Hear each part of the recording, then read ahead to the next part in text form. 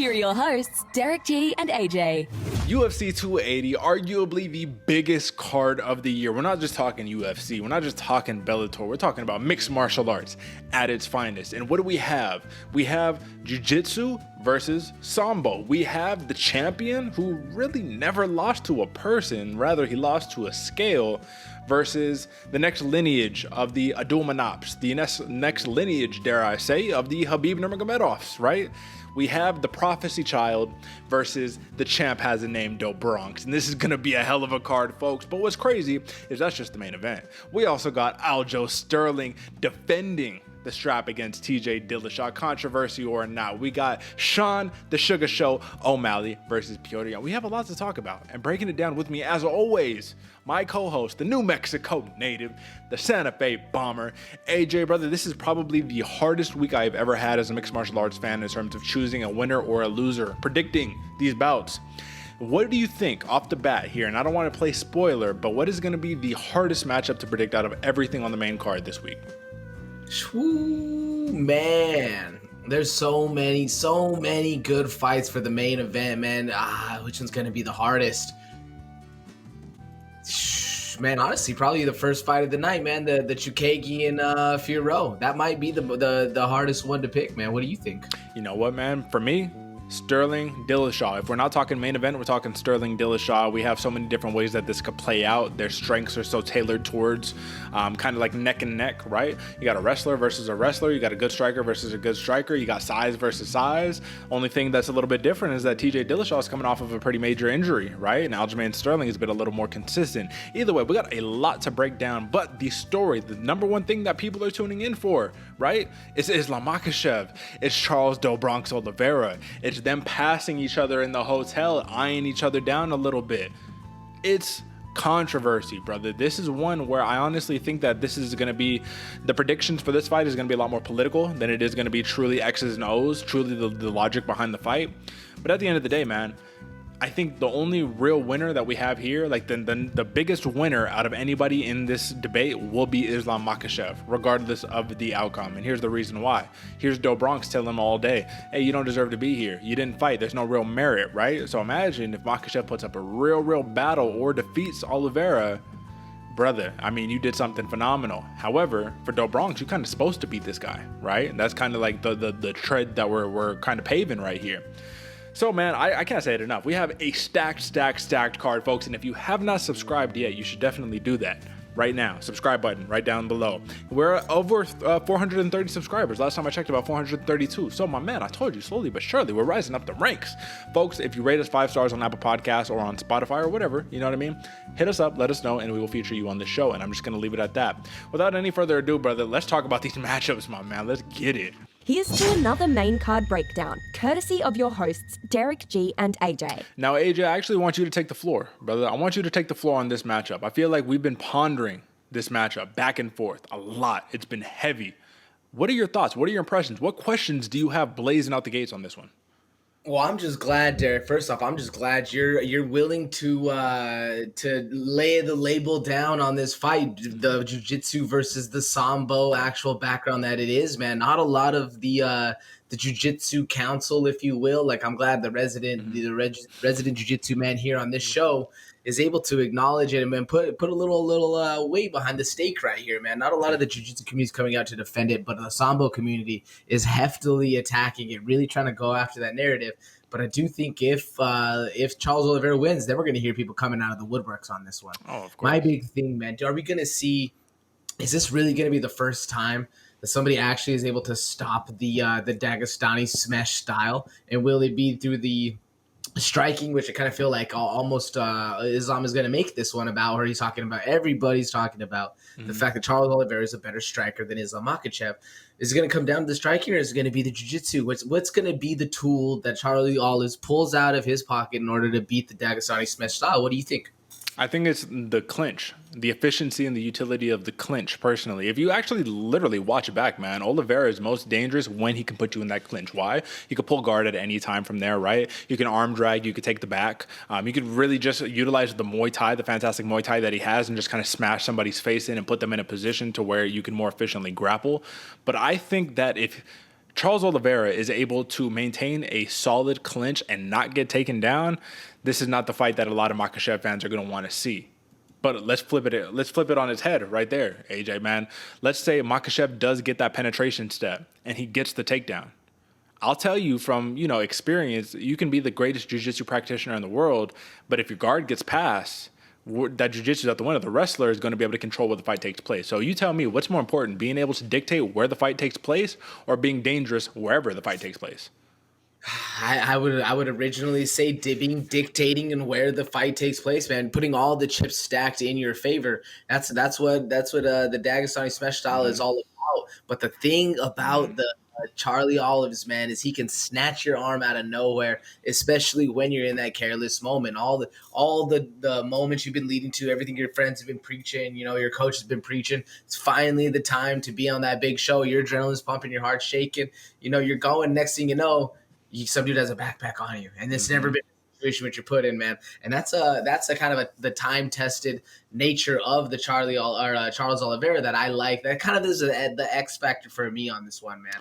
We've seen a lot, and I think a lot of the diehards and the hardcore fans really enjoy Charles Oliveira, but there's a lot of the fans who almost, I feel like, just hate on the Islam Makhachev and the Khabib camp, and that's why we're not seeing a lot of the support come in. I know on the better side of this one, it was such a huge, it was like 3-1 open. Islam Makhachev was a favorite 3-1, and then it grew a little bit, and now it's basically money. I mean, plus 190 minus 190 plus 160. It's closer than ever. What do you think caused that big swing of momentum? Is it all the love for Charles Oliveira? Do you think we're getting hate from the Islam Makhachev team? You know what, man? I think the most realistic reason why the betting lines would kind of neutralize or normalize, I guess you could say, is simply because, first off, like, it's all public persuasion, right? That's kind of what runs these odds. And if you see it, this is not a fight where one side is predominantly it's like factions, right? It's like everybody in Brazil and the jiu-jitsu guys, Do Bronx wins, all the fanboys, right? But then you got the Makhachev fanboys. They're like, oh no, Islam just fucking destroyed. Basically on both sides, their camp is arguing they're going to smash them on both sides. And obviously, can it work that way? Yeah, it can work that way. Realistically, though, I think this is going to be a very competitive fight while it lasts. So this is really what it comes down to, man. I mean, if we're talking about X's and O's, real X's and O's, how does this fight truly play out, right? What do you think is going to be, and I don't want to say catalyst, I don't want to say X factor because we already kind of talked about that stuff, man. What mistake does either fighter need to make to let the other fighter just completely run away with it and get a stoppage win? Yeah, I like the way you phrase that, because it is going to have to be a mistake that they make in which the other person really takes off, man. And I know for sure if it's Charles Oliveira and he allows Makhachev to stay in the top, command position, and be the dominating one, deciding on the factor, you're never going to win the fight off your back. And I think if you're Makhachev, man, I think you're starting off too early, get too comfortable with being in that smash position, and lose sight of the fact that you have finished basically every single one of your opponents in the first round, and letting Charles Oliveira make it out of that first round and really start to dictate and become in a championship fight. If Charles Oliveira makes this one a long fight, I think that's where he really starts to shine on this one. You put it to somebody who's never even felt, a third round, a fourth round, these long distance fights, and you really bring it to him where he's not expecting that. I think that's what Charles Oliveira needs to capitalize on to really make a big difference here and really put a silence to all the naysayers that don't believe that there is a champion out there and his name is Charles Oliveira. What do you think are some of the factors, Derick? Well, let me just comment on what you said, man. First off, Islam Makhachev has seen a fourth round. Let's not forget that, right? He fought Thiago Moises, one of the best guards in the game in terms of jiu-jitsu. Now, does he have Do Bronx, Charles Oliveira level jiu-jitsu? No, he does not. But you cannot argue that Moises isn't one of the best jiu-jitsu practitioners on the roster. And yeah, Makhachev went 4 rounds with him. Obviously, outpowered him, outmaneuvered him. You know what I mean? Wrestled the shit out of him and got the big dub. Charles Oliveira, I do think, presents many more challenges there, but I do think the mistake that ultimately is this, man. If Islam Makhachev gets a little too overzealous on a shot here, Charles Oliveira will make him pay. We know that. He will make him pay. If he mismaneuvers himself, Charles Oliveira is going to take his back, put the triangle on him, and probably choke him out the same way that he did to Dustin Poirier. I think we know this, right? But I think if you're a Charles Oliveira, the biggest mistake that you could possibly make is completely gassing yourself out in hopes of a first round finish and Islam Makhachev is still there for 4 rounds, because that's the last thing that you want. But we could talk about X's and O's and we can run in circles about this all day long. The fact is, neither of us know. And this is one of those cards where I'm okay walking away with just saying, whoever wins, wins, brother. I just want to be entertained. But now it's our job. Let's talk about the betting odds, right? Not the money line, because the money line is pretty self-evident. Do I think Makhachev should be the favorite? I think this should be a pick'em. I think this should be literally like a minus 115, minus 115 pick'em. My question to you, AJ, is why exactly does Islam Makhachev, in the eyes of the bettors, have a much more substantial chance of actually winning via submission than Charles Oliveira does? Plus 185 for Makhachev, plus 315 for Do Bronx. Why is that? I genuinely think it has to do with what the camp that is coming out of in the vocal aspect and the weight that really Makhachev's newfound head coach Khabib weighs in on when he's going around saying, how do you think that Oliveira is better than Makhachev on the ground when Oliveira's tapped 8 times and Makhachev has never tapped. I think that a lot of that outside source and that noise that's building into the fight that's really being pushed by the media really does go into effect for a lot of people. And I think it's like this, man, because in my mind, when I think of the two fighters, who do I think of as the more specialized in submitting people, getting to a position whether advantageous to you in the beginning or not, so putting yourself in that sketchy position in order to get the submission out of it? That's Charles Oliveira to me. And when you think of Islam Makhachev, you're thinking Smash City. Mm-hmm. So as far as that submission, it's interesting. But what blows me your mind is that plus 1,000 decision for Charles Oliveira, man. They don't think his dude's going to get a decision at all. Either it's finish or nothing. What do you think? Is that true, finish or nothing, or does Charles Oliveira stand a chance to win this fight? I don't think it's finish or nothing, but I do think it's pretty self-evident, man. If you look at their styles, Makhachev has a better style to win a decision. He could lay and pray for 5 rounds and get a dub, right? As long as you maintain top position, stay away from getting submitted and land some ground and pound, you're going to win all the rounds, man. Look at what he did to Drew Dober. Like, he just kind of beat his ass for 3 rounds, holding him on the ground. Look at what he did to Thiago Moises. I mean, that's kind of the whole thing. If you look at specifically, man, those couple of fights right there, it's really interesting because I don't think Makhachev, I think if the opportunity presents itself, he'll try to submit Oliveira, but I think the easiest path to victory is a TKO finish, man. We know Oliveira gets dropped. What's Makhachev been spewing this whole time? Well, the reason why people lose is because they're afraid to jump into his guard. I don't give a shit. I'll jump into that guard, right? And I know I'm going to be able to beat him. Does he know that? No. No. But I do find it that if Oliveira cannot get the perfectly timed takedown, Makhachev can have some success on the ground, which is why I think this fight's going to last a little bit longer than people think. I think a lot of people are thinking first round spark for one of these guys, and while I can see that happening, I can see this going 3 or 4 rounds. You know what I mean? I could totally see that. So let's talk about it, brother. Let's literally give the picks, man. Islam Makhachev is somebody who you cannot count out of this fight. Do Bronx is someone who you cannot count out of this fight. And I'm not going to sit here and lie to the people, to you, AJ. I'm not going to lie. Going into this, I had Do Bronx winning. But it's hard to deny Islam Makhachev could really just upset. And he could be that good, man. We just don't know. He hasn't been tested yet. He could be that good. So I'm just going to put myself out there. Over and under is 2.5 rounds. I want the over. I want over 2.5 rounds, and I want a TKO victory by Islam Makhachev. That's what I want to see. That's what I'm predicting to see. Now, honestly, I want 5-round bloodbath, right? That's what I really want to see, but that's my pick right there. I know it's bold, brother. I know it is, but now you lay it on the line. What you got? How do you got it? I'm with you, Derick, and honestly, man, I can see this unfolding in a multitude of ways. But for me, I think we're going to see a Charles Oliveira, a round 4 TKO, KO, however you want to call it, round 4 knockout coming from the Charles Oliveira camp, man. We're going to see that Goku level hair come out. It's going to be a banger, and I'm kind of hoping for a longer fight, man, so I'm with you with that over. I think we're going to see a lot of surprising things coming out of both fighters, really testing each other and probably making both fighters elevate. This is going to be, like you said, one of those ones where you're betting on who you have to bet on because we have to bet on this show.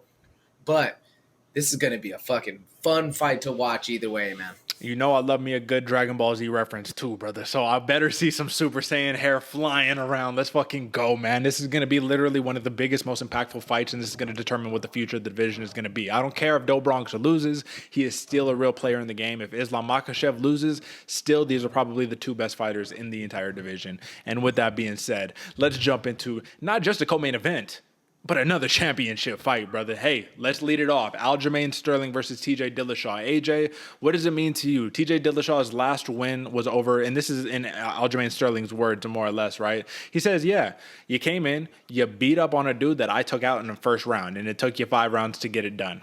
All right, congratulations to you. Now, you can read into that a plethora of different ways, but let's be honest about it, man.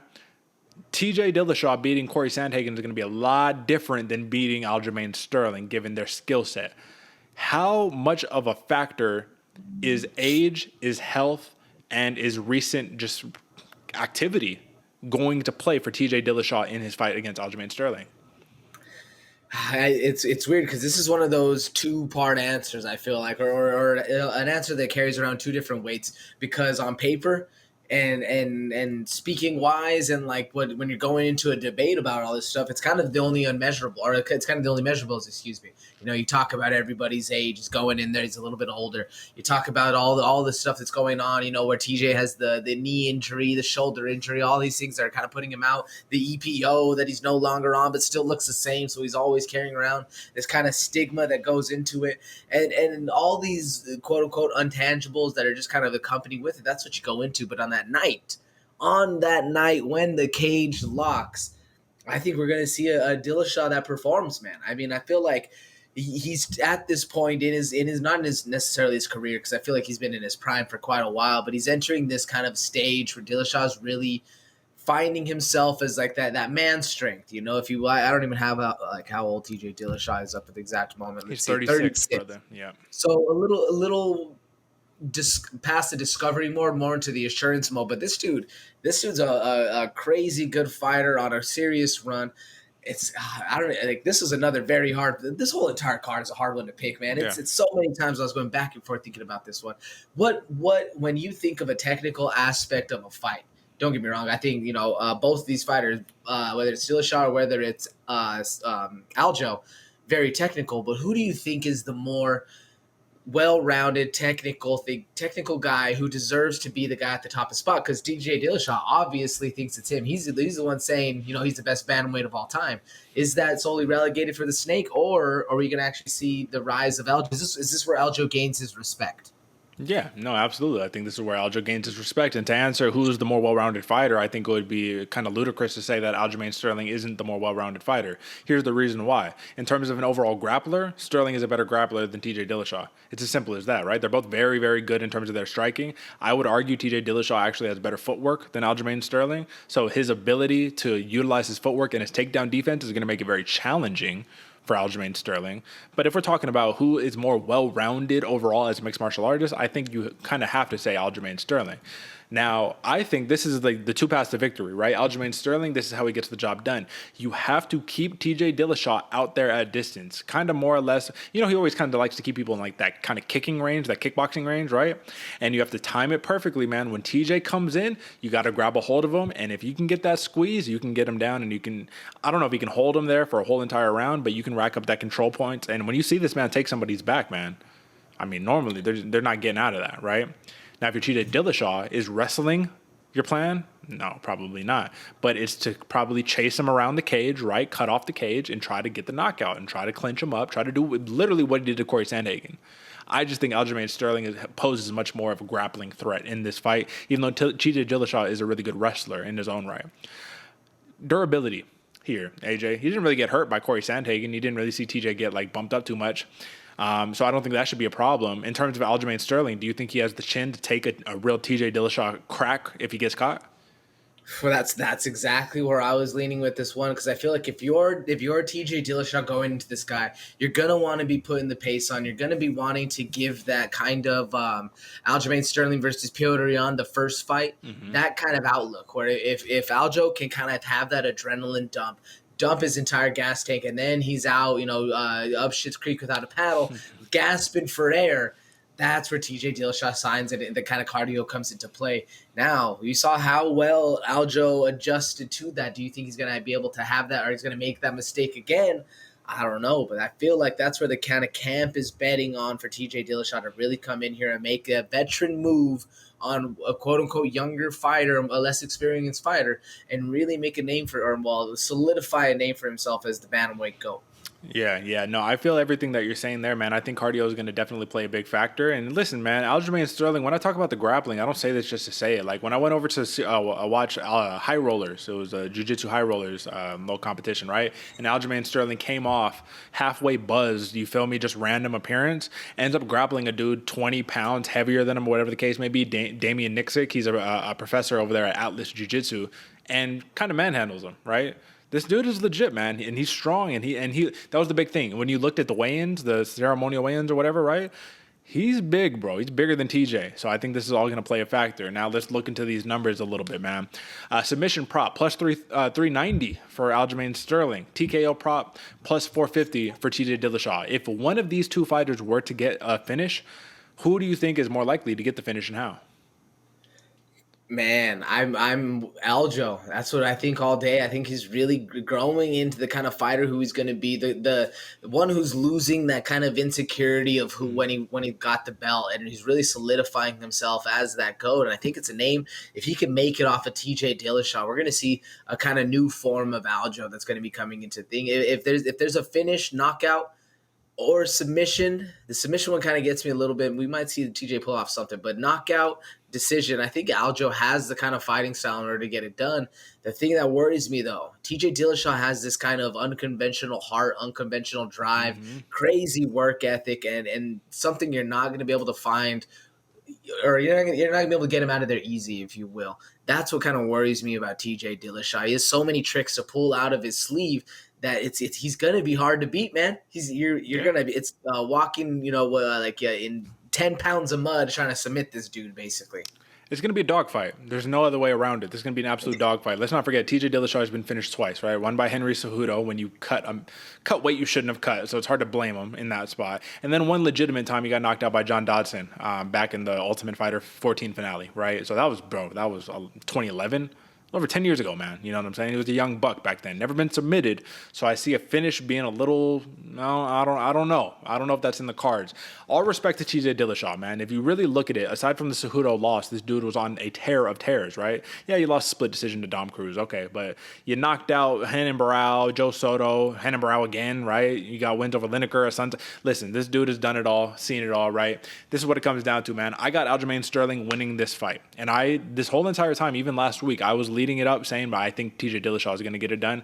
I think Aljo gets it done. I think he's a little bit bigger. I think his control is going to be able to bank him in rounds the same way he did against Petr Yan. Here's the only question. Can he get the takedown? Because if he can, I think it's his fight to win. If he can't, TJ Dillashaw and new. But my official pick, give me Aljamain Sterling, give me the over, and I'll take that plus 115 decision, baby. Let's fucking get it. Let's go. And just so you know, AJ, the over is 4.5 on this one. So how are you seeing it? Yeah, no, I'm right there with you. I was kind of hoping you weren't going to go for the decision, but that is it seems like the most lucrative at that plus 115. The snake is going to be hard to put away. I'm going Aljamain Sterling, and still, God, the decision, man. It's a hard one to not pick.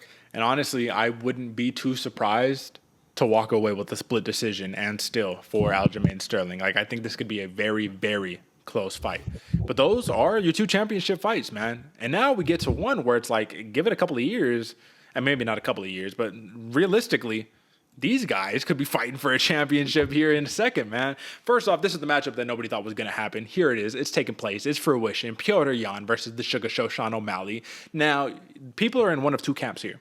Either you're in the camp of Petr Yan is going to beat the shit out of Sean O'Malley, or you're in the camp of, I guess there's three camps, or you're in the camp of Sean O'Malley is really going to show you this dude belongs and he's ready to go. And then you have the other camp that's like, Sean O'Malley's going to knock out Petr Yan first round, done, you know, and it's just like, okay, let's chill just for a little bit, right?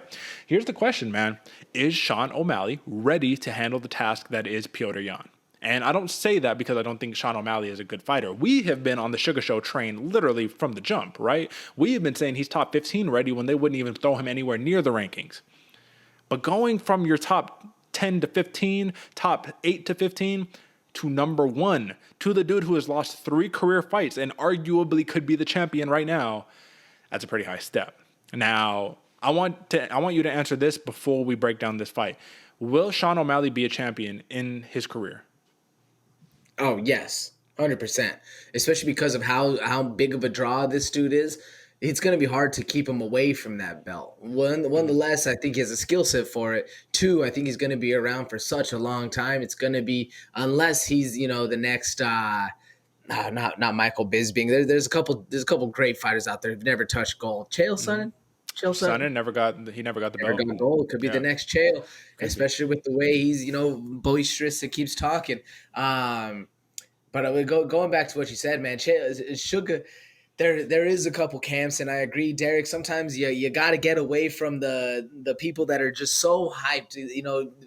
There's memes going out there, man. Sugar's basically going to have his next Bitcoin. He's going to be that guy in the MMA world where people are just willing to throw this dude on anything and kind of make a buck off him just from the looks of everything, both social media wise and fight wise. This guy has everything to offer. But you're going up against an absolute maniac, like savage, murder mindset dude in there. Probably, arguably, one of the hardest fights in the entire UFC roster. Nonetheless, just this division that this dude is hard to beat, man. And this used to be his division, too. There was a long time where Petr Yan was just running the show. Is the Sugar Show ready? This is going to be a hell of a fight to prove it, man. I don't know. This is an interesting one right here. What do you think? Well, this is the question, man. Petr Yan, he's looked vulnerable against Aljamain Sterling, only in the second fight, not in the first fight, right? And why did he look vulnerable? Grappling, right? The grappling of Aljamain Sterling was able to mitigate the offensive prowess of Petr Yan. Does Sean O'Malley contain any of that grappling? No. We'll see. We'll see. But no, don't forget, though, in that second fight, that Petr Yan and Aljo were having, Petr Yan was having a really hard time in that first round, finding that range, dictating that range, getting on the inside to actually do some damage to it and start hitting with the trips and stuff like that. Once he did, then Petr started doing better. But also, arguably, Aljo was throwing away those fourth and that fifth round. I think given the kicking technique and the elusive nature that Sean O'Malley possesses, I think he'll have a harder time being able to find him on the inside, find him in a position where he's going to be able to get caught. Or are we just going to see the classic Petr Yan walking you down, smash style, tripping you, laughing at you, taunting you, and then beating you up? What do you think? Are we going to see which one? Well, first off, I completely agree with everything that you just said in terms of Sean O'Malley is going to pose a real threat. And yes, did Petr Yan have some difficulty against Aljamain Sterling? Yes. My whole entire point on that is that Petr Yan can walk forward with reckless abandon if he's able to slip past and close the distance. And on top of that, not even have to worry about a shot coming back his way. Not worrying about getting your hips back. Literally, all you're worrying about, let me clinch him and let me trip him so I can get his ass on the ground and I can take away his offensive attack. However, yes, Sean O'Malley is going to be very difficult for Petr Yan to really get in there and really go with that relentless tight guard in there approach that he likes to take, because Sean O'Malley is just going to be popping on you, footwork, moving around constantly, da-da-da-da-da. If you look at the reach advantage over here, it looks like we have Sean O'Malley with a 72-inch reach, 67-inch reach for Petr Yan. You got a 5-inch reach advantage in terms of height. I mean, they got, like he said in the press conference, he was like, bro, there's no way this dude is fucking 5'7", man. You're 5'5", right? And you got Sean O'Malley. Look, something down over there. Hopefully everything will good for my man. But you got the Sean O'Malley who's kind of in that camp of dude, if I can keep you at bay and I can just kind of pick you apart for the entire fight, that's how I'm going to win the fight. But does that ever happen in a Petr Yan fight? No, it doesn't, man. Petr Yan, if there's one thing that the man is good at, he's at least able to come on after having a slow start. Now, do you have time to do that in a 3-round fight? No, you don't. So you have to go out quick, either one of those guys. But Sean O'Malley against Pedro Munoz in the last fight, man, what did you see, man? It was kind of a slow start for both of these guys. So if we have one of those rounds, I think Petr Yan, all he needs is a couple trips just to even rack up a decision win, just even if it's close, even if it's not definitive. I think this is the thing. If Petr Yan does not smash Sean O'Malley, he loses. Even if he wins, he loses. Sean O'Malley almost has everything to win here, except if you get smashed by Petr Yan, then it's going to be oh, okay, so you weren't ready yet. At the end of the day, man, I just think this comes down to who's able to bridge that gap a little bit, and can Sean O'Malley have used his precision, because we know he doesn't have even though he has knockouts on knockouts, it's not like he's just this big power puncher. He knows where to place it to get you off of your game and to just really rattle your whole entire whatever the case, right? So I don't know how else to break down this fight other than I think this comes down to striking. But if Petr Yan can get the takedown, I don't think Sean O'Malley can get back up. So I don't want to spend too much time, because clearly we have to move with efficiency here, but I think if you're talking about like life or death situation, I say, AJ, I got you by your belt and by your back of your shirt, and I'm about to toss you off a damn cliff. Who wins the fight? Who do you pick and how? I'm going Sugar, brother. I'm sticking true to the Sugar show, but I'm going KO, and I'm going late. Well, it depends on what the over is, but I'm going early round 3. I'm going late in the fight, early round 3. What's the over under? 2.5. 2.5. So you're taking the under? The over. I'm taking the over here. Okay. Yeah. So yeah. Well, I guess if it's early, it'll be the under. 3 might be the under. What?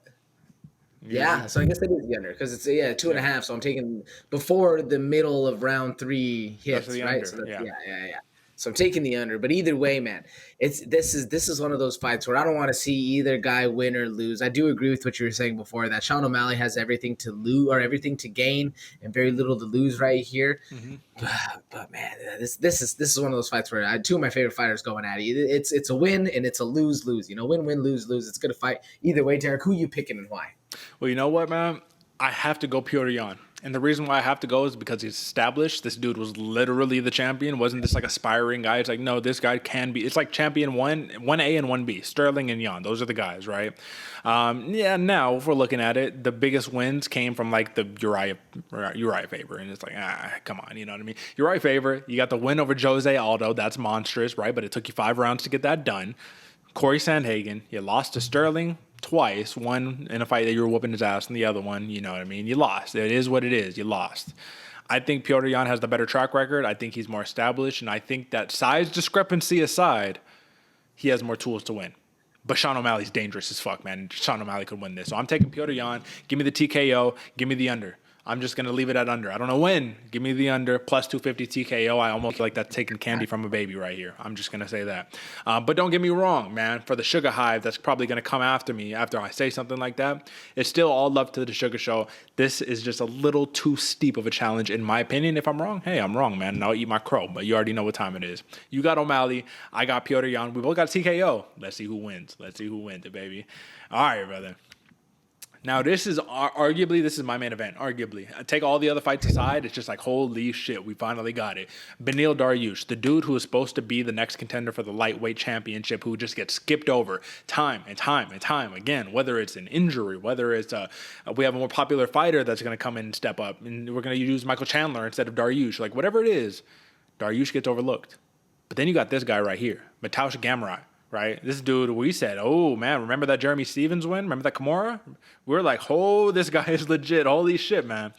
Just how legit is Gamrot, AJ? Is he legit enough to truly get a win over Beniel Dariush? Like, is he truly a contender and a player for a massive live dog upset win? Even though he's a favorite, even though it's like, how? But yeah, with all that. Talk to me, brother. What do you think? Bro, the gamer is for real, man. There's a reason this dude's name, and there's a reason why we've been saying the gamer, man. Matesz Gamrot, excuse me.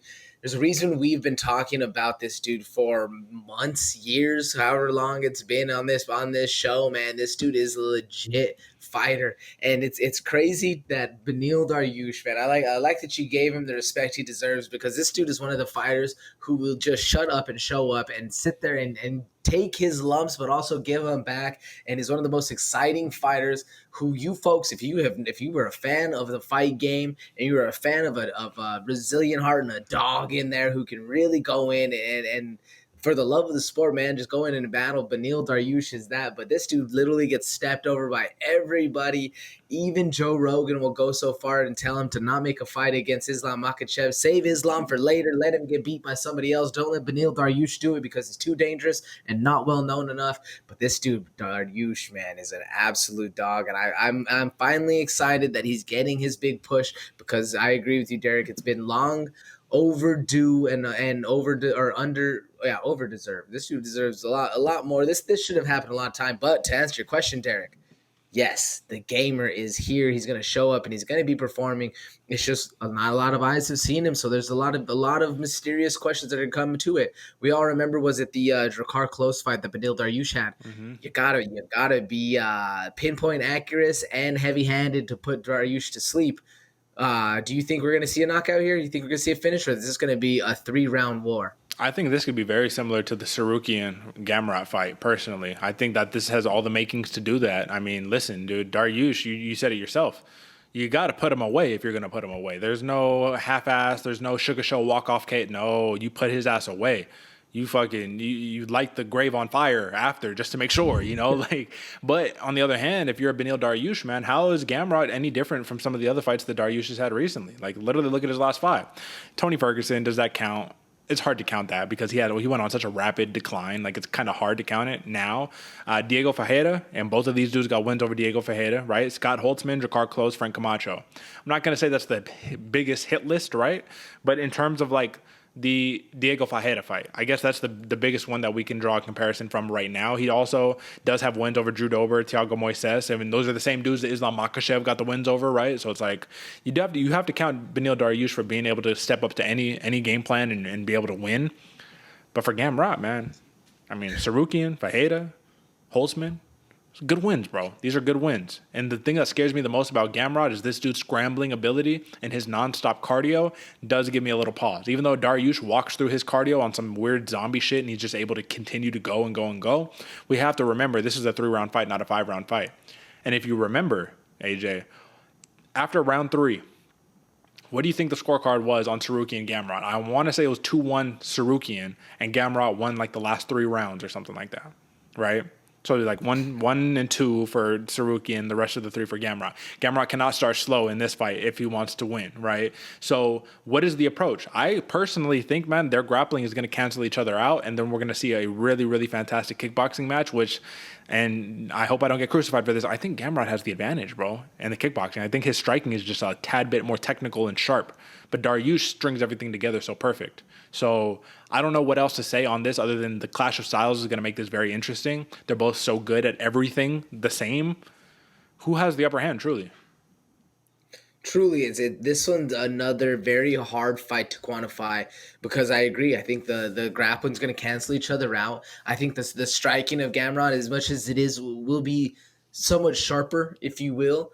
I think the creativity or the intuition of Beniel Dariush, because he's been doing it so long, he's just gonna know what to do, man. Yeah. You put a couple punches to Beniel Dariush, and his mind almost goes on autopilot, and he fights a little bit better. He fights more instinctual, if you will, and this dude is a crazy good fighter, man. And another UFC 280. Like, how are you gonna put all these good fighters back, like, all together, where it makes it so hard to choose one as your heart, from your heart? But sometimes you got to go with the head on this one. This is very much could be a main event on any other fight night. Maybe not a pay-per-view event, because not a lot of people are either fans or know of both of these fighters. But if this was a fight night card, man, this is one that's going to deliver. And I can see why you think this is going to be you consider this your main event, Derick.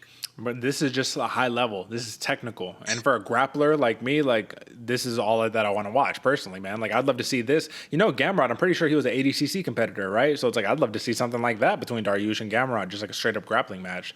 Either way, one thing that does worry me, Dariush is more of a risk taker than Gamrot is. That could get him into some trouble, but that also is what wins him fights. So you can't, it's like live by the sword, die by the sword, and I love it. And if we're talking about props, man, and the ones that stand out the most to me, right? Plus 130 for a decision victory for Gamrot. It's plus 285 for Dariush. So basically the odds makers are more or less telling us if Dariush is going to win, it's probably going to be by finish. And if Gamrot is going to win, it's probably going to be by a decision. Now, why they think that? I think it's because they think Gamrot's the better wrestler.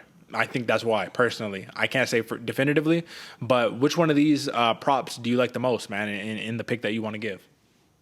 I like the decision, man. That plus 130 makes a lot of sense to me. And I also think it has to do with the fact that Beniel Dariush, like we were saying, is very resilient and hard to put away. Could the gamer get it done? Yes, but I think it's more likely to be a decision win right here. How do you think Beniel gets it done? I'm going to go decision on Beniel, man. I don't think he's going to be able to get Gamrot out of there, but I think he's going to be able to do just enough to actually edge out the decision. I mean, if you look at the last two, he decisioned Ferguson, but the one that was all scramble intensive, which I think is going to be a mimic of this fight, was the Ferreira fight, man. That was nonstop scrambles, nonstop. And it was just like a cardio session, right? A cardio battle. Who wanted it more? And Dariush did just enough to get the nod. What do you think? You don't think he got the nod on that one? You don't think he should have? No, I did. I was actually rooting for Beniel Dariush. Man, it's hard to root against Dariush on this one, but I agree. I think the reason I made that face is because it's very debatable right there, and it's the same thing with those judges. You never know, and those decisions are hard to really put up like this and be solidified on it or fully happy with the pick. Absolutely. And another one where we're just going to have to let fate decide, man, and we'll see what happens. But that's the picks. Those are the picks right there. And then, AJ, this is really interesting to me. And it's interesting. But first off, folks, it's interesting because if you haven't liked or subscribed to this video, you should totally subscribe right now. You know what I'm saying? Tell your friends, all that. But what's really interesting to me is that in the beginning of the show, you said, you know what? One of the hardest fights to pick is probably going to be this Chookagian versus Fiorot fight. And instinctually in my head, the first thing that popped up, and I'm not going to lie to you, I'm going to be transparent and blunt, is why was this the hardest fight? Honestly, I don't think this is the hardest fight. Honestly, I think the odds makers skewing how this fight perception-wise is looking makes it a difficult fight to choose. But if you're really just looking off of body of work, why is Katlyn Chookagian not a pretty substantial favorite in this fight? Everything based off of her career and her fight style kind of tells the story of she should probably win this fight. Why do you think the odds makers are viewing it this way? I can see where you're coming from because really Blonde Fighter has had this time of always being at the top and always being the one who's gonna be in the dance, if you will. But also at the same point, sometimes Katlyn Chookagian gets surprised and ran through by the younger, more scrappy fighters. I mean, let's just go ahead and take a look at what was it, the Andrade body hook that nobody saw coming. Yeah, the left hook, the hook to the body from Andrade. That's just one of the main things that kind of comes with the Chookagian fight, and we all know that there's few things that are guaranteed in life, and it's a Katlyn Chookagian by decision. That's kind of like a death, taxes, and Chookagian by decision. But also, you look at Fiorot, she has a lot of decisions out there, but the one kind of big thing I think that has a lot of the big thing going against Katlyn Chookagian, is the fact when she doesn't, or when she can be surprised. When the fight isn't going her way and she hasn't had enough research on an opponent, or it's kind of this new person coming in, this media hype that's getting all this push going forward, and she kind of stumbles the ball a little bit, not necessarily fights the best she possibly can, and it depends on how you saw them at Hebus win. I mean, there's a lot of things where do I think Katlyn Chookagian is the pinnacle of the division? Not necessarily, obviously, because she's not champ, but is she up there of the upper echelon? Yeah, but I don't think it's that monstrous of a gap to get to that position. You know what I'm saying, Derick? The reason I think this fight's the hardest is because I think it's going to come down to a decision. It's going to be who's going to be the more technical fighter and who's going to win on that night. Or do you see somebody getting put away right here? Well, listen, bro. I mean, dog, realistically, Katlyn Chookagian got 15 decision wins, bro. So it's her decision ratio is pretty goddamn good. I'm just going to say this, man. I hear what you're saying. I don't agree with it. And here's the reason why. I think personally that Manon Fiorot, her style is very similar to Katlyn Chookagian's. It's I'm going to push forward. I'm going to let you be the aggressor. I'm going to hit you with some side kicks. I'm going to hit you with blazing speed. And I'm going to counter you every time that you come in. Look at what she just did to Jennifer Maia. Literally that same game plan. Well, what does Katlyn Chookagian do? Is Katlyn Chookagian, I'm going to be on the front foot and I'm going to walk you down? No, she's a counter striker. She's a point fighter. So when a point fighter fights a point fighter, somebody got to come with the aggression, and I feel like it's going to be Manon Fiorot. And I think if Fiorot does that, you're playing literally into the hands of a Katlyn Chookagian who's going to do all of the same things that Manon Fiorot is good at. She's going to push kick her out, right? She's going to hit her with the jab, hit her with the 1-2. Now, yeah, I think Fiorot does have the speed advantage. I think she might even have the power advantage.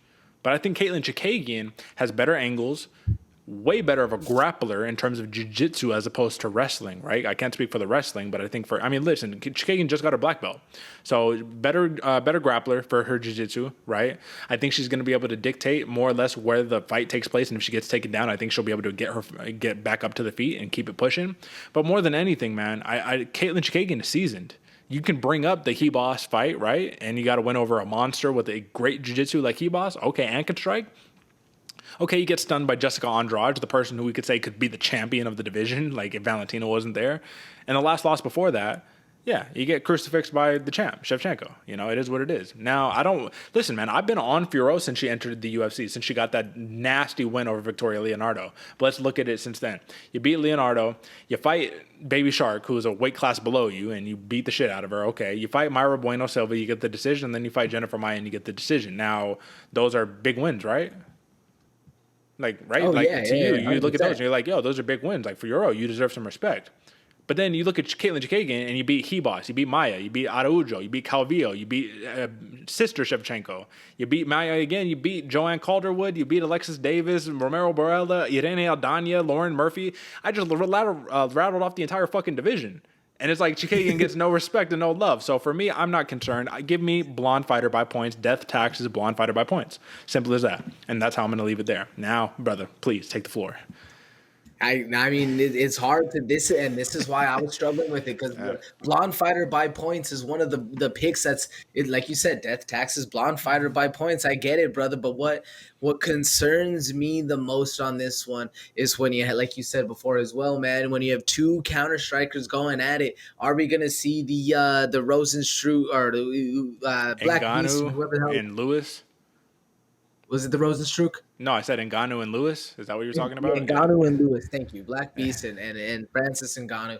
Are we going to see that kind of fire meets fire and fire doesn't want to play at all with the other fire? Or are we going to see this weird kind of shuffle on who's trying to decide? And I think sometimes in that weird little angsty shuffle, that's where Manon Fiorot gets done best.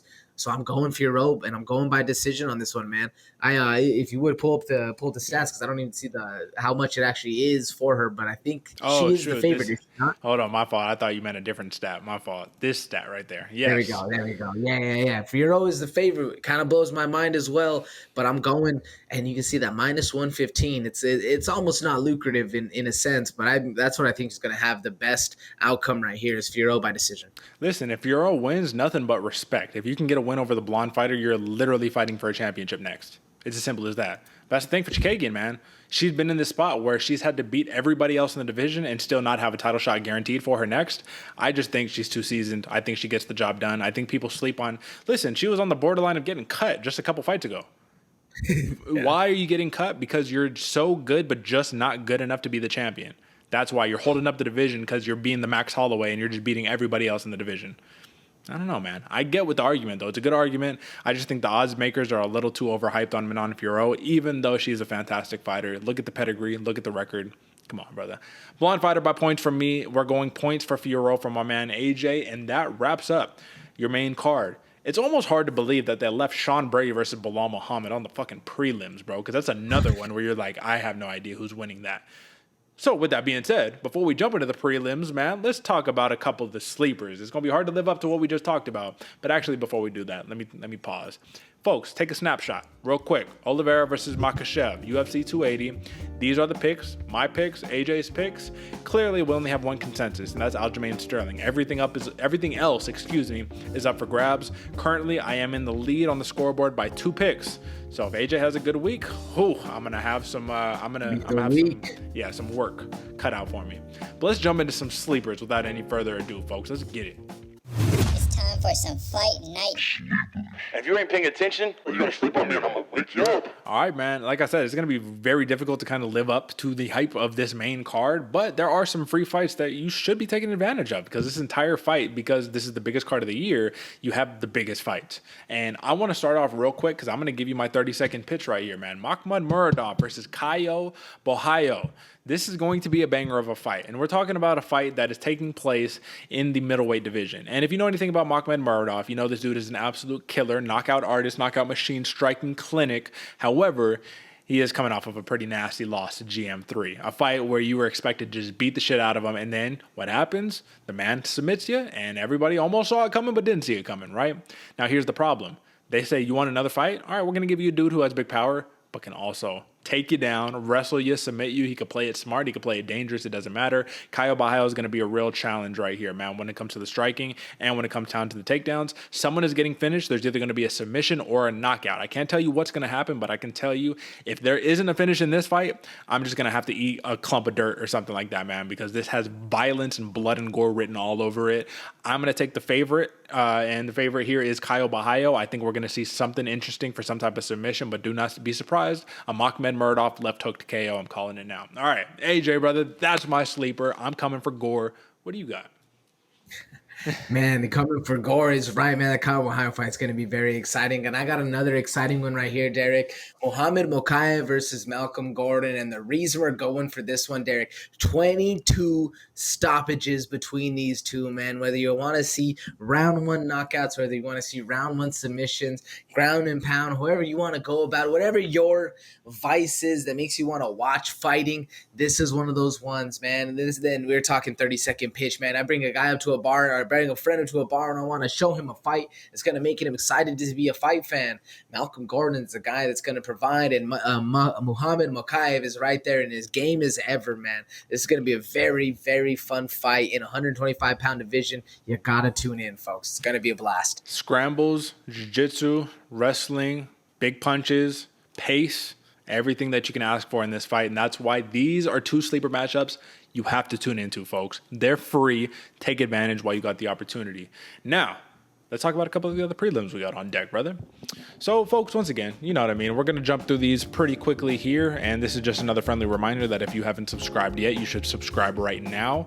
But I want to talk about another one of these dudes coming out of the Khabib camp, man. Zubaira Tukhugov, right? And actually, apologies, man. We're playing some music right here. We definitely shouldn't be playing it. That's not the music for the prelim Pourover, you dig, but it was nice while it lasted. Zubaira Tukhugov, man, he's fighting Lucas Almeida, which is really interesting because Almeida, formerly undefeated, fought on Dana White Contender Series and lost, and still got a contract. You got to be pretty good. We've talked about this before. You got to be pretty damn good if that's going to happen. Now, if you're Zubaira Tukhugov, this is the thing that we need to take into account right here. You got to win over Javi Ramos in your last fight. Very impressive. The loss before that, Hakeem Dawodu. A lot of people were feeling very much away because it was a split decision loss, man. And I'm going to put that up in the air with its status still currently. But, I mean, you tell me, man. Almeida is a vicious striker. Got a lot of pop on his shots. Very aggressive. Tukhugov can kind of get it done everywhere. You know, he got the Dagestan camp ready to go. Wrestling going to be ready to go. Striking going to be ready to go. What do you think of this matchup? This is another one that raises eyebrows, man. This is one of the not necessarily sleepers in the division in Zubaira Tukhugov, man, but one of the ones that has a lot of hype to live up to, man. And same thing with Lucas Almeida. You don't get put on the UFC roster after losing your Dana White Contender Series fight unless you got a lot of weight in the division or weight in, a lot of pool out there, man. This is going to be an interesting one. What is not necessarily concerning to me, but what always kind of gets in, or at least pops in my head whenever teams like this are fighting. Let's say Zubaira Tukhugov loses this fight. Does that bring a damper down on the rest of the team? Do you feel that kind of slightness? Does the energy drop a little bit, or you just shut him off and isolate and let it keep being an isolated incident? Who knows, man? But either way, this is going to be a very interesting fight. I mean, listen, man. The reality of the situation, yeah, you're going to be feeling away, but that's never stopped any other camp from having 3 of their fighters lose and then the main eventer still wins. Like, it is what it is, man. It's not going to impact the outcome of the fight. It will be a morale thing for sure. Real quick, let's run through these super quick. Armin Petrosian versus AJ Dobson, man. Muay Thai, fantastic. Submission skills, heavy hands, good grappling. I think Armin Petrosian is a little too technical, or more technical, I guess I should say, than AJ Dobson. I think Armin Petrosian gets the job done. I mean, you look at the odds, minus 220, favored in this one. I think AJ Dobson is going to show some people, though. He's legit, man. What do you think? Absolutely, man. Absolutely is Dobson going to show up on this one. And against a veteran in the game, against Petrosian, this is going to be a very tough fight, but a well deserve time to be introduced to the game, if you will. Absolutely. Let's talk about this one, man. This is an interesting one. Volkan Ozdemir, man, no time versus Nikita Krylov. And Nikita Krylov, let's not forget, is coming off of a very, very impressive win against none other than Alex Gustafsson. A knockout victory in a fight where a lot of people didn't think that he'd get the job done. I don't want to brag, but I said Krylov got this one in the bag, right? Now you fight no time, and this is a little more of an interesting matchup. I'm a little surprised Ozdemir is actually a plus 145 underdog because I think this is live dog written all over it. What do you think? Ooh, yeah, man. But I think everybody's just so hyped after seeing the Nikita Krylov KO that's all they're thinking about. But Ozdemir, don't sleep on the man. This dude's an absolute dog in the game. Very, very much a live dog. I would say plus 135. What is that? This fight is going to be, hold on, let me go back to it. We're at plus 145 for Ozdemir, minus 170 for Krylov. It's a dog right there. Yeah, but I mean, shoot, look, last win over, remember that Paul Gregg fight, right? Where the jiu-jitsu of Krylov, if he's not able to do anything with it, Ozdemir could play that same game. Now, Krylov is a little more, he can get the job done on the feet, too. You know what I'm saying? It's a little bit of a different battle, but I think it should be interesting. All right. And then lastly, these last two ones, man. Carol Hossa versus Lena Landsberg. This is going to be a fun fight. I haven't seen Carol Hossa fight in a little bit. Lena Landsberg, too, man. I'm pretty sure she's coming off of a pretty impressive victory. Or no, it was a loss. That's right. She fought Pani Kianzad and lost the decision there. I like Carol Hossa here, man. Carol Hossa is a very, very dangerous fighter. Somebody who is, unfortunately, if I had the Tapology page, you'd see she's probably had upwards of like 5 to 7 canceled bouts in the last couple of years, man. So she hasn't been able to get on track. But Sarah McMahon did wrestle her to a win. So the question is, can Hossa keep it on the feet, and can she keep it with that nasty leg kicks, man, and really work that kickboxing? What do you think? Shoo, it's going to be a hard one to keep up with those, the spamming of the leg kicks, if you will, from Lena Landsberg, man. But I like Hossa in this fight as well. She did have a bunch of canceled fights all the way from 2019 to 2021, man. But I'm good. It's good to see she's back on the fights, especially going against Jocelyn Edwards, Betch Correa, the Sarah McMahon fight. You already said it. It was a rough one for her, but I like Carol Hossa in this one, man. Yeah, I like Hossa too for sure. And then to wrap it up, man, this is the fight. And I wanted to talk about this last because I'm just like, honestly, bro, I don't know. Bilal Muhammad, arguably, I mean, he's an underdog, but in my head, he's the guy, like, gun to my head. I think Bilal Muhammad surprises us again. But then on the other hand, I'm like, Sean, here's the thing, man. Everybody is like, Sean Brady. Like, here, I'm even going to take this down. Everyone is like, Sean Brady. He beat Craig Jones in a grappling match. He's the greatest fucking grappler alive. And I'm like, God damn, you people don't know shit about jiu-jitsu, because if you saw the match, yeah, you won, I guess, right? Judge's decision. But you ain't fucking submit him. You ain't passed the guard. You ain't really do anything. You got stalled and nothing got going. So, yeah, you won. But when you say, oh, you beat Craig Jones. Oh, who's Craig Jones? Oh, yeah, that guy from B Team, that guy that's like the second best in the world at everything in jiu-jitsu. It sounds so much cooler than when you actually saw it, right? Bilal Muhammad, especially because he's been at that Habib camp recently too, man. It makes you wonder. It's like, is it first to get a takedown wins? Is it, all right, well, who's the better striker? Because I think Bilal Muhammad is arguably the better striker than Sean Brady. I do think Sean Brady's a big powerhouse. I don't know, man. I'm going to go with my gut, and I'm going to go Bilal with the lean here, but who do you have? Yeah, this is honestly, when I decided who I'm rooting for on this one, it was a stare down, man. Bully B just looked to be the bigger of the guys, and I think he's gonna be as much of as a powerhouse as Sean Brady is, because this dude is an absolute monster in there. I think Bully B is gonna kind of prove again why he's a dominant fighter in the 170-pound class. Yes, sir. All right, man. That's it. UFC 280. AJ, brother, I can't sit here and lie to you, man. This card stressed me the hell out, man. I'm stressed. Like, normally I feel good after finishing. After this, I'm just like, oh, fuck. Like, it's my heart and my mind are not connected. You know, I'm going in a million different directions. And our whole entire goal, right? This has been our premise as of late. Like, let's keep these things condensed. We still go an hour on this because it's so difficult to talk about the fights. And that's just the realistic nature of it. So, folks, if you care about us, if you care about our health and our mental well-being, you should subscribe right now. Share the show with your friends and do all the good stuff, because you already know at the end of the day, this is your favorite fighter's favorite fight show. This is premier analysis, betting, wagering, recap, handicapping.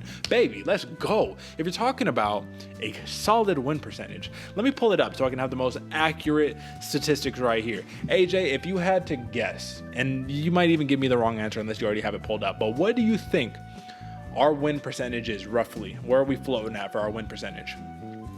Ooh, win percentage, man. I'm gonna say. And don't make me look bad. Don't make us look bad here. Don't go nothing too crazy. But what you think our win percentage is? I'm thinking 63. Damn, on the money. 63% it is. Yes. Well, I'm at 63.6 and you're at 62.6. So yeah, 62, 63. Now I want you folks to really sit here and think about it. On where we pick 5 to 6 fights every single week at a 50% clip, either we win or we lose. 62% to 63% of the time we're winning. Go talk to Yanni the Greek. Go talk to your fucking favorites. And I don't want to call nobody out, but go talk to all your favorite sports bettors. I'm just going to say, I'm sure we have 50 and below 50s all across the board, right? But we get it done here. You know what I'm saying? Because this is the Bloody Water Podcast, and we've been doing this for a while. You dig? Hey, listen, we're humble folks on over here. AJ, tell the people, what's the last words you got before we hop up out of here, my man? The last word I got out there, folks, there are people out there who are proud and repping a 42% accuracy rate, and they're getting paid by the big dogs, the ESPNs, the bookie sites, man. 42% is an absolute goddamn shame out here, folks. You know who's winning your money, and you know who's providing you the premier sports betting content. We just got to get the name out there, man. Your favorite fighter's favorite fight show. You already know where to go. I mean, sure, you're out there flipping a coin with every fight you're watching, but we're out here doing the research for you to get you a little bit heavier coin on our side of the table, if you will, man. It's going to be a fun night of fights for UFC 280. Make sure you go down to your local sports bar. Make sure even if you are paying $80 for this one might be worth it. But either way, make sure you're running down and telling your friends where to go win some money. Follow us, subscribe. We'll shout you out on all the social media contents. You already know where to go, man. Absolutely. I couldn't have said it better myself, and I might have to take that offer, right? I might be hitting Twin Peaks this weekend to go catch the fights, because I don't know if I'm paying that $80. But listen, folks, it's been another week, another preview show for the Bloody Water Podcast. We'll catch you back on Monday for the post show to see the madness that happened and recap it all. Until next time, folks. Peace.